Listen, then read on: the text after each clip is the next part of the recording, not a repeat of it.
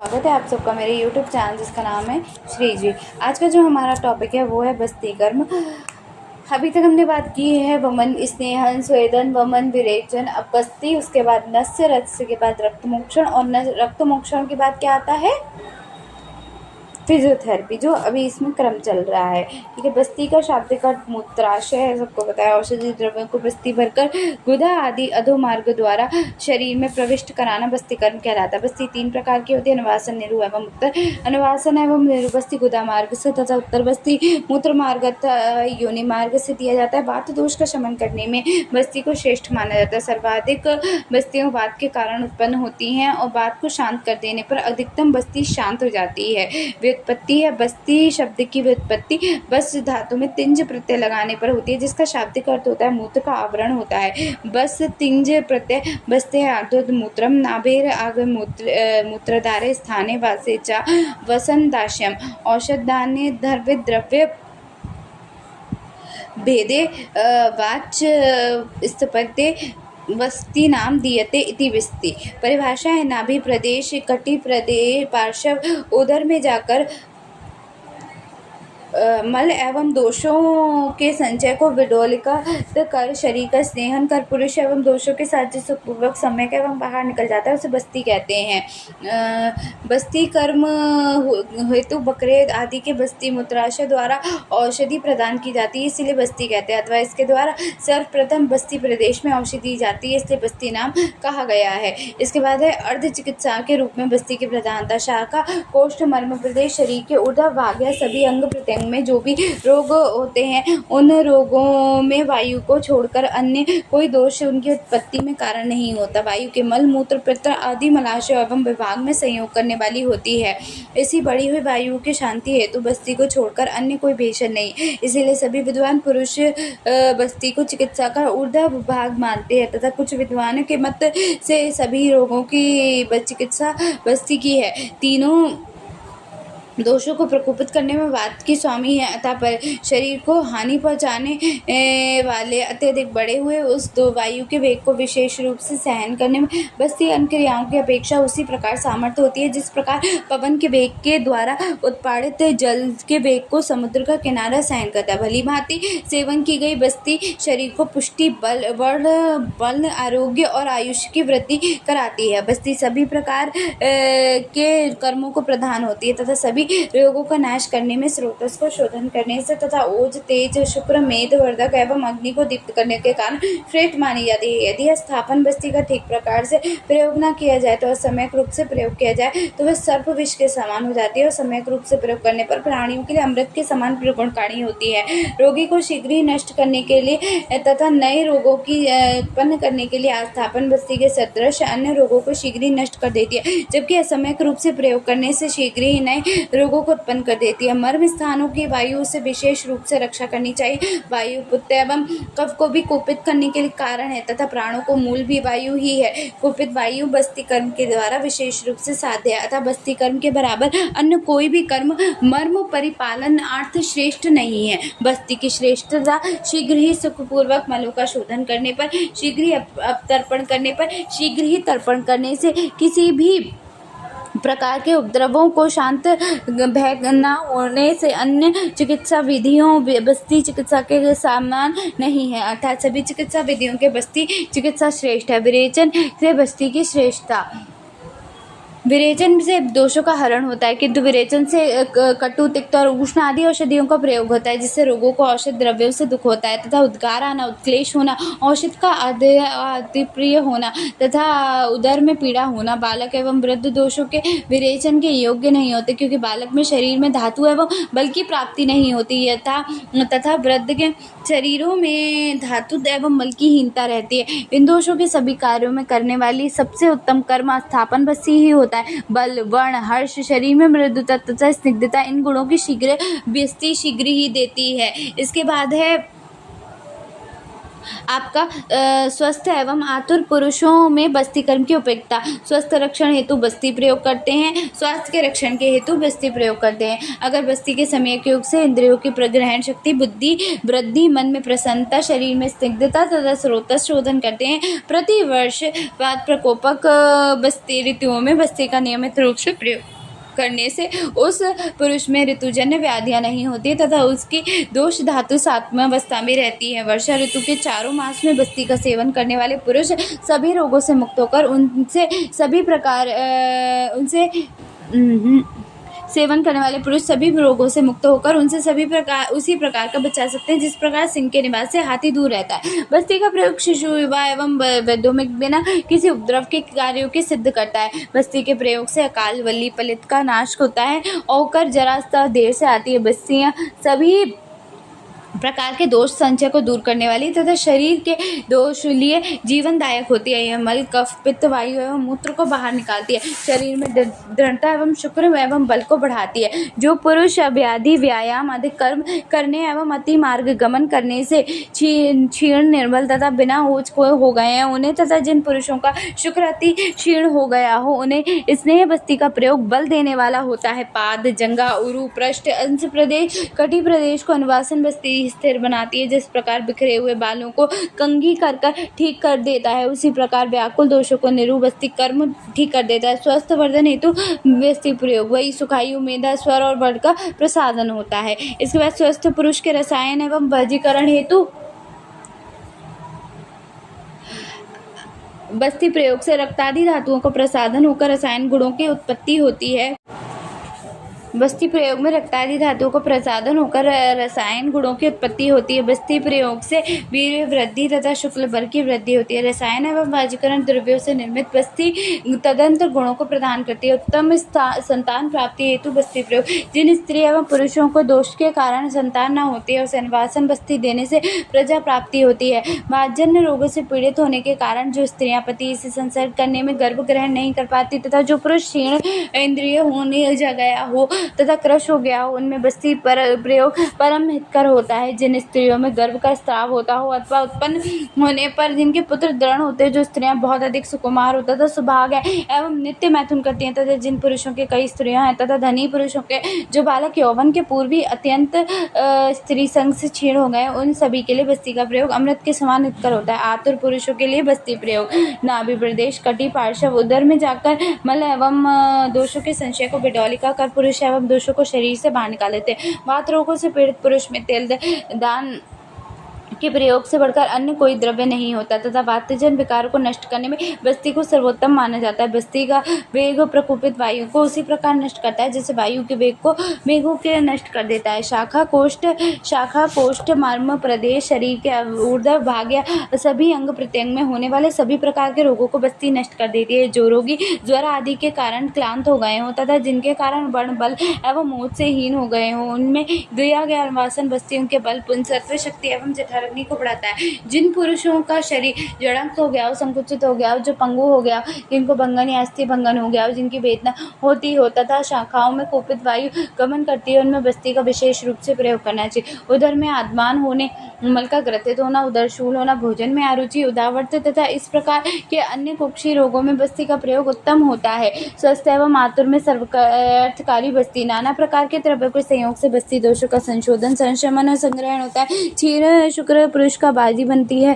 कृष्ण पुरुष का ब्रहण करती है और स्थूल को कृश बनाती है। नेत्रों को शक्ति प्रदान करती है, बलि एवं पलित रोगों का नाश करती है। भली भांति सेवन की गई बस्ती शरीर की पुष्टि, वर्ण, बल, आरोग्य और आयुष की वृद्धि करती है। निरुबस्ती शोधन एवं लेखन करती है तथा स्नेहिक बस्ती ब्रहण करती है। निरुबस्ती शुद्ध एवं मार्गों में स्नेह उसी प्रकार करती है, भली प्रकार पहुंचाती है जिस प्रकार सभी प्रकार के दोषों में कूड़े करकट से रहित नाली में जल बहता है। बस्ती भेद दुविध है, तत्र द्विविध निरु एवं बस्ती त्रिविध है। निरु अनुवासन उत्तर बस्ती, चरक भांगमट और वृद्ध वाग्भट ने बताया। दो तो उत्क्लेश बस्ती जो है वो है दोष शुद्धिकर बस्ती तथा दोष शामक बस्ती अथवा पूर्व उत्क्लेश मध्य दोष और पश्चात संग्रह कर्म काल वियोग बस्ती निरुक्त निर्देश संख्या दोषों को विकल्प के अनुसार यथा कर्म कर्म बस्ती काल बस्ती के अनुसार यथा कर्म कर्म बस्ती काल बस्ती एवं योग बस्ती का विभाजन किया जाता है। कर्म बस्ती केवल वात रोगों में प्रयोग तथा शरीर में अधिक बल होने पर प्रयोग, जिसमें कुल 30 बस्तियों को प्रयोग किया जाता है। सर्वप्रथम एक अनुवासन देकर तत्पश्चात एकांतर क्रम से 12 अनुवासन और फिर 12 निरूप बस्ती तथा अंत में 5 अनुवासन बस्ती का प्रयोग किया जाना चाहिए। चरक के अनुसार 30 अनुवास बस्ती, 1 अनुवासन, 12 अनुवासन, 12 निरूप और 5 अनुवासन। वाग्भट 30 बस्ती, 1 अनुवासन, 12 अनुवासन, निरूप 12 अनुवासन, 5 अनुवासन। काश्यप 30 बस्ती, 5 अनुवासन, 1 निरूप, 3 अनुवासन प्लस 1 निरूप, 3 अनुवासन, 1 निरूप, 3 अनुवासन, 1 निरूप, 3 अनुवासन, 1 निरूप, 3 अनुवासन, 1 निरूप और 4 अनुवासन। बेल ने 24 बस्तियों का प्रयोग कर्म बस्ती के रूप में ऊर्ध्ववाद की अवस्था बताया। काल बस्ती पित्त विकारों का प्रयोग तथा शरीर में मध्य बल होने पर प्रयोग जांग में से कुल 16 बस्तियों का वर्णन करते हैं। सर्वप्रथम 1 अनुवासन देकर तत्पश्चात एकांतर क्रम से 6 अनुवासन, 6 निरूप बस्ती देके 3 अनुवासन बस्ती का प्रयोग करना चाहिए। चरक ने चक्र को चक्रवाणी 16 अनुवास बस्ती, 1 अनुवासन, 6 अनुवासन, 6 निरूप, 3 अनुवासन। वाग्भट 15 बस्ती, 1 अनुवासन, 6 निरूप, 5 अनुवासन, 3 अनुवासन। काश्यप 15 बस्ती, 3 अनुवासन, 1 निरूप, 3 अनुवासन, 1 निरूप, 3 अनुवासन, 1 निरूप, 3 अनुवासन। योग बस्ती कफ संश्लिष्ट अवस्था तथा बात का बल अति तीव्र न हो तब प्रयोग करें। इसमें कुल 8 बस्तियों का प्रयोग किया जाता है। सर्वप्रथम 1 अनुवासन देकर तत्पश्चात एकांतर क्रम से 3 अनुवासन एवं निरूप बस्ती तथा अंत में 1 अनुवासन बस्ती का प्रयोग करना चाहिए। चरक है 8 बस्ती, 1 अनुवासन, 3 अनुवासन, 3 निरूप, 1 अनुवासन। वाग्भट है 8 बस्ती, 1 अनुवासन, 3 निरूप, 3 अनुवासन, 1 अनुवासन। काश्यप है 8 बस्ती, 1 अनुवासन, 1 निरूप, 1 अनुवासन, 1 निरूप, 1 अनुवासन, 1 निरूप, 2 अनुवासन। अनुवासन बस्ती, निरूप बस्ती। इसके बाद है चतुर्थ भेद से पक्वाशय, मूत्राशय, गर्भाशय, वर्णगत बस्ती। शोधन, लेखन, स्नेहन, ब्रहण बस्ती सुश्रुत ने बताई है और लेखन, ब्रहण, पिच्छल, दीपन बस्ती शारंगर ने बताई। कर्म अनुसार बस्ती के भेद। स्थापन बस्ती दोष एवं दूष्य के अनुसार विविध प्रकार के द्रव्यों के संयोग से निर्मित की गई है। इसके भेद स्वरूप उत्क्लेश, शोधन, शमन, लेखन, ग्रहण, रसायन, वजीकरण, पिच्छा बस्ती, दीपन, चक्षुष, संग्राही, वर्ण प्रसादन एवं माधु तैलिक आदि बस्तियों का। माधु तैलिक का पर्याय यापन, युक्त, रथ, दोषर एवं सिद्ध बस्ती है। इन नामों से ही इन बस्तियों के स्वरूप को बता दिया गया। बस्ती वर्गीकरण बाहरी कटी, ग्रीवा, जानु, शिर, उरु, व्रण। आंतरिक है निरूह, अनुवासन, उत्तर अधिष्ठान है पक्वाशय, मूत्राशय, गर्भाशय, द्रव्य, कषाय, स्नेह, रक्त, क्षीर, पिच्छा, क्षार, संख्या है कर्म, काली, योग, प्रकृति है मृदु, तीक्ष्ण, मध्यम।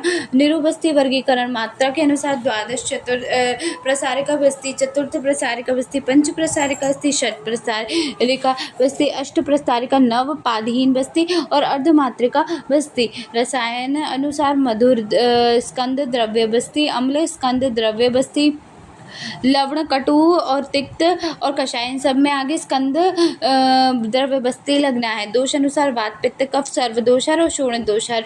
ठीक है। इस बाद विधि अनुसार उत्क्लेश, शन बस्ती, दोषर बस्ती और शमन बस्ती। इसके बाद है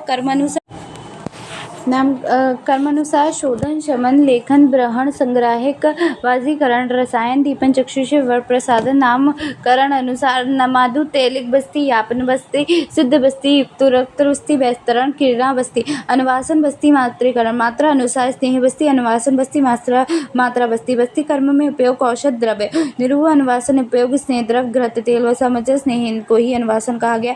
स्नेह के 2 भेद हैं, स्थावर और जांगम। पुनः स्थावर 2 भेद बताए गए हैं, तेल और अतेल। जांगम में 3 भेद बताए, वसा, तेल, मज्जा। दोष अनुसार स्नेह प्रयोग, स्नेह में तेल, वसा, मज्जा और सर्पी। अनुवासन बस्ती देने योग्य वात तथा कफ विकारों में अपने से पूर्व श्रेष्ठ होता है, अर्थात वाताजनक कफत विकारों में सर्पी की अपेक्षा मज्जा श्रेष्ठ है, मज्जा से वसा और वसा से तेल श्रेष्ठ है। पित्तजन विकारों में ये यथाउक्त श्रेष्ठ होता है। अथवा सभी प्रकारों के विकारों में संस्कार विधि की विशेषता के कारण सभी स्नेहनों का प्रयोग लाभदायक होता है। निरह उपयोग निरुपयोगी पंचवल्लवण सविरचल सैंधव विंड और दिव्य सामग्री लवण निरुपयोगी अष्टमूत्र गव्य महिष अवि अजा अश्व खर हस्ती उष्ट मूत्र निरुपयोगी फलिनी द्रव्य मदन फल जीमूतक इक्ष्वाकु धामार्ग वत्स कृत वेदन त्रपुष हस्ती पर्णी निरुबस्ती अनुवासन उपयोगी दश मूल बलायरण पुनर्वा गुडुचि मदन फली अब कोल कुलत पलाश कृतन लवण अनुवासन उपयोग महाकषाय रासना सुरदारु बिल्व मदन फल पुषत पुष्प वृक्षिरी पुनर्नवा श्रीकृष्णाग्नि तथा शिवना का स्थापन उपयोग महाकषाय त्रिव्रत बिल्व पिपली कुष्ठ सर्षप वचावत्सक फल शतपुष्पा मधुक एवं मदन फल निरुपयोगी षड स्कंद द्रव स्थापन बस्ती को लक्ष्य करके रसों को भेद अनुसार जो षड वर्ग यथा मधुर स्कंद अम्ल स्कंद लवण स्कंद कटु स्कंद तिक्त स्कंद तथा कषाय स्कंद कहे गए उन्हें सर्वयों को समझना चाहिए। रोग अनुसार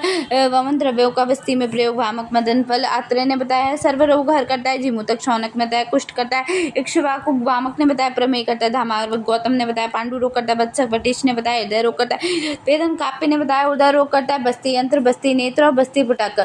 बस्ती नेत्र का वर्णन नेत्र में अर्थात नालिका या नड़ी के लिए लिया जाता है। निर्माण द्रव्य स्वर्ण रजत त्रपुष वंग या ताम्र पीतल कांस्य आदि धातुओं से निर्माण किया जाता है। इसके अतिरिक्त अस्थि शस्त्र लोहा लकड़ी वेणु दंत नल श्रृंग एवं तथा मणि आदि से ही निर्माण किया जाता है। प्रमाण है अग्रभाग निकला होता है। वह सन मनुष्य के कनिष्ठा के समान पतला एवं मूलधार ऊपरी भाग अंगुल के समान मोटा परिणाह युक्त होना चाहिए। आकृति है नेज त्रिपुष गौपूछ सामकृति लक्षण गुटिका मुखी कर्णिका है। नेत्र मार्ग के चतुर्भाग में एक तथा नेत्र मूल के वेष्टि पुतक बंधन हेतु दो कर्णिकाएं होती हैं। मूल छिद्र के प्रमाण अनुसार किनारों पर एक कर्णिका बनाए तथा इस कर्णिका में एक सूत्र बांधकर मोटे वस्त्र से परस्ती हुई एक वर्ती को उस सूत्र से बांध देना चाहिए। यह वर्ती नेत्र के मुख आग्र को बंद करने के लिए प्रयुक्त की जाती है। नेत्र के मूल आग्र में 2 अंगुल के उत्तराल पर 2 कर्णिका बनानी चाहिए। वह अनुसार बस्ती का नेत्र का प्रमाण देखो 6 वर्ष के लिए 6 अंगुल मुदक अग्रभाग में छिद्र मुदक के समान होगा। 12 वर्ष के लिए 8 अंगुल सतीन के समान होगा। 20 वर्ष के लिए करकुंदक के समान 12 अंगुल लेना चाहिए। उसके बाद है हमारा चक्रपाणी 6 वर्ष से 12 वर्ष तक के व्यक्तियों के लिए प्रति वर्ष नेत्र प्रमाण 1/3 अंगुल बढ़ाए तथा 12 वर्ष से 20 वर्ष तक के लिए व्यक्तियों के लिए प्रति वर्ष नेत्र 1/2 अंगुल बढ़ाए। 1 वर्ष से 6 अंगुल कनिष्ठिका उंगली के समान उसका नेत्र परिणाम होना चाहिए। मूल भाग में चित्र कंक पक्षी पक्ष नाड़ी अग्रभाग में चित्र मुदक प्रमाण अग्रभाग में कर्णिका 1.5 अंगुल पर। 8 वर्ष के लिए प्रमाण 8 अंगुल नेत्र परिणाम अनामिका मूल भाग में छिद्र शेन पक्ष नाड़ी अग्रभाग में छिद्र माश प्रमाण अग्रभाग में कर्णिका 2 अंगुल पर। 16 वर्ष प्रमाण है 10 अंगुल। नेत्र परिणाम मध्यमा है। मूल भाग में छिद्र मयूर पक्ष नाड़ी अग्रभाग में छिद्र कलाय प्रमाण है।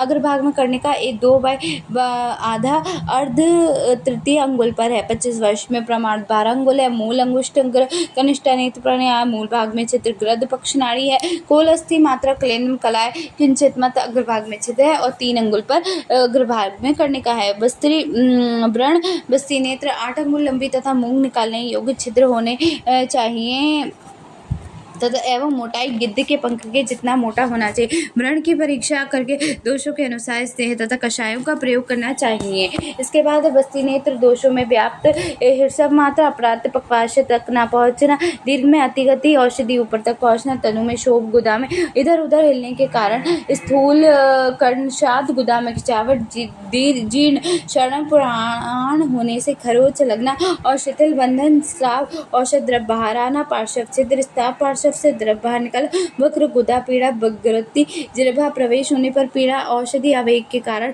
यथा स्थान नहीं पहुंचता है। सुश्रुत ने बताया है 1 2 3 दोष अति स्थूल कर्कश अति स्त्रम या किनारों से युक्त होना व्यापक है। गुदा में घर्षण करने योग्य कारण गुदा में छत तथा वेदना होती है। ऐसी चिकित्सा पूर्ण सद छत के समान करनी चाहिए। 4 5 6 में असंतर कर्णिक युक्त भिन्न अणु बस्तीदान व्यर्थ हो जाता है क्योंकि इसमें बस्ती से द्रव्य बाहर निकलता रहता है। 7वां है प्रकोष्ठ कर्णिका युक्त अर्थात कर्णिका नेत्र मूल से दूरी पर स्थित होने से व्याप्त गुदा मार्ग के पीड़ित होने से रक्तस्राव होने से इनमें से पित्त घन क्रियाविधि तथा पिच्छा बस्ती का प्रयोग करना चाहिए। सब अणु स्रोतस क्लेश होता है तथा पूर्वोक्त बस्ती व्यर्थ होती है तथा बस्ती द्रव के वापस आने पर बस्ती का विघात करने पर रोग उत्पन्न करता है। दीर्घ महास्रोतस बस्ती में अत्यधिक दबाने से होने वाले दोषों को समान लक्षण होता है। बस्ती पुटक वर्णन: वृद्ध बैल, महिष, हरिण, सुअर, भेड़ अथवा अजय की मूत्राशय,